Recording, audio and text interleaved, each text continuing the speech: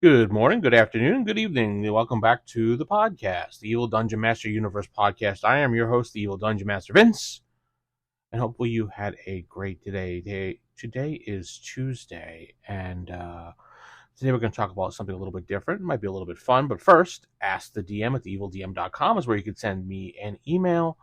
TheEvilDM.com is my website where you can check out all the videos and all the podcasts from the past and projects that I'm working on, like my actual plays for Palladium, things like that. You can also head to Facebook.com/TheEvilDungeonMaster, and you can leave me a message there like some other people have. Appreciate all the comments as well. And on the X or the Twitter, whatever you want to call it, at the Evil DM. So anyway, I'm going to title this episode "Be Careful What You Wish For," because I was looking through the AD&D Oriental Adventures book, and I remembered a time with the Gem of Wishes, and I love placing wishes in a campaign with lower level characters because the temptation is just too great for characters. And being an evil dungeon master, an evil DM, the temptation is better. I just like doing it. I like to see what players do and like react to it. So if you flip to page 134, you look at the Gem of Wishes. It's not that big of an item. It's just one of their wondrous items in the book. This looks like a large gem. Looks like any other fine gem in the world. However, it reveals itself as a magical item if detect magic is used. It has the power to grant 1 to 4 wishes. Once all the wishes have been granted, the gem loses all magical property. The gem itself has a value of 100 to 1,000 yen. Now, D&D Gygax edition never really gave rules as far as wishes and how they're done and how they are, I guess, interpreted. I believe Gygax gave some advice in AD&D 1E, but Gygax mostly himself liked to twist things around. And of course, later editions, they softened that up because it's not fair to play your agency. They changed it up to later on editions, so it would be a lot more fair for players instead of having have a lawyer degree in law to figure out how to make your wish. But this triggered this memory with three. I had 3 characters that were playing in my campaign, and one of them was a Yakuza, who was actually a ninja. One was a bard because he insisted on playing a bard, even though there were no real bards in AD&D Oriental Adventures, but didn't say you couldn't bring them in. And the last character was a bushi. So, alright, we have our 3 characters.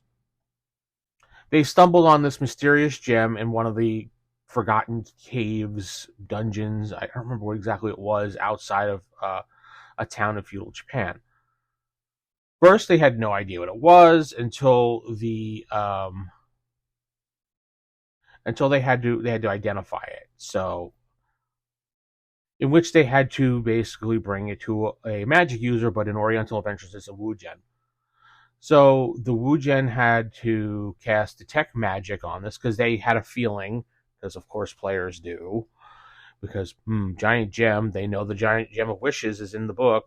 They know me, so the chances are it's probably that. They were correct. So they cast Detect Magic spell on this gem, and it says suddenly it starts glowing and it's spinning in the air and shooting out all these different lights and everything. It says, "You have awoken an ancient spirit and released him upon the land. For this I grant you 3 wishes. Use them wisely, for that's all you get." So, being the brave adventurers they decided to fight over who was going to use it. Like any other natural group in the world would probably do. They just fight over using it. Finally, they decided that there was 3 wishes and 3 of them. So each one of them would take a turn making a wish, and they all agreed upon using the wishes not to harm one another or anybody else on purpose when making these wishes. And the Wujen was like, I don't want any part of this. I just want my money. I've heard about these things. Wishes are bad. It's an ancient evil thing. We don't want to deal with it. And he told them to get out of the shop and get far away from the town. All right, so the party heads out of town. They go on the outskirts of one of the towns. that they were at, and they decided to start making their wishes of what they wanted. So the Yakuza had the first wish, and he grabbed the gemstone, and he did what any other good Yakuza greedy thief would do, because that's what Yakuzas are, thieves. An endless supply of gold. So you wouldn't believe what I did for that one. Well, you probably would believe it. But anyway, the gem started spewing out gold coins like you wouldn't believe. At first, they were all like, all right, this is awesome. So they started filling up their bags. And filling up their bags as more gold came out, and more gold came out, and more gold came out. It kept spewing out so much gold that the area was filling up with gold, to the point that it looked like... think Scrooge McDuck in DuckTales when he's diving into his tank of gold. That's how much gold it was. So they're running with this gem, trying to get farther away from town, because people are starting to take the gold now.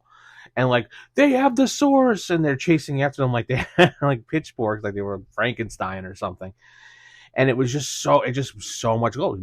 Never ending, endless supply of gold. So I gave him an endless supply of gold. And it became so much that the lands were starting to fill up with gold. So I decided as the DM, okay, you can't have a Water World gold campaign, because that would be dumb.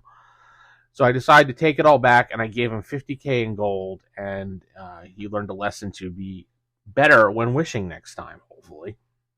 Then came the bard's turn. You would think maybe he learned from the Yakuza. No. He wished for the ability to charm anyone with his music. Well, that's kind of a fair thing with a bard. You'd want to be able to do that. Charm anyone. Here's the twist. Next time he played his instrument, he charmed everybody. Everybody fell head over heels for him, in love with him, including the livestock. It was so much fun. We were laughing so hard. One of the players nicknamed his girlfriend the cow who was going after him Moo Moo, chasing him around town and trying to propose to him for his hand in marriage. We were all laughing about it. He was so like, ah! So he's running around with these various animals and people trying to become his, love of his life. The Bushi's like, I got this. The Bushi grabs the wish gem, places it in his hand. He thinks for a moment. I look at the player. I say, so what are you going to do? I'm ready. Yeah, man, I'm sitting there. I'm ready for what he's going to do and how I can mess this one up. He was smart. He learned. He wished for the gem to have never fallen into their hands in the first place. I was just like, all right. Gave him a little clap, and with that, the gem vanished from out of his hands and disappeared. Everything that happened went away. No 50k in gold. No people trying to make love to the bard and trying to marry him. Nope. They were all gone. Ibushi did the best thing he possibly could for the campaign and his character, and made a smart decision by getting rid of the source. So, always be careful what you wish for, because you never know what you're going to get. And I always like talking about wishes and wish campaigns and how to use a wish anything. And it's a very good idea to somewhat allow wishes in a campaign. I don't do it that often, but I like to throw it at new groups of parties and see what they do. And a lot of people are, at this point, afraid of wishes. And this is how wishes should be in a campaign. They shouldn't be something that it's just I made a wish, I got what I wanted. No, that's not how wishes work. Wishes are a very powerful thing in D&D, and it shouldn't be played down because of player agency or something weird like that. You shouldn't be able to twist it. No, because the reason why it's being able to twist is because you shouldn't have the ability to just do whatever you want with a wish. And that's probably a reason why Gygax left wishes the way he did, and Wizards of the Coast did what they normally do and ruined it for everybody. But That's pretty much how I handle wishes. I will twist them.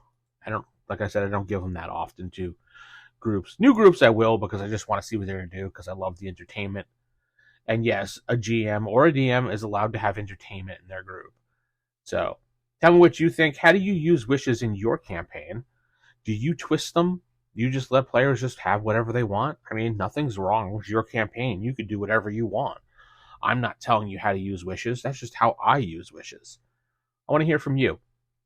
Leave a comment below on YouTube, or if you're listening to the audio podcast, hit me up on Twitter or Facebook. You can leave a comment there, how you handle wishes.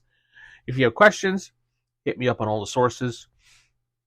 I've already said them. I don't need to say them again. And I will respond back to you. And if you have a question for me to read in an email bag, which I'm going to have another one coming up once I get a few more questions, I'll do an email bag with a bunch of questions. So with that said, I'm going to head out. Keep it original. Keep it old school. Good night. And God bless everybody.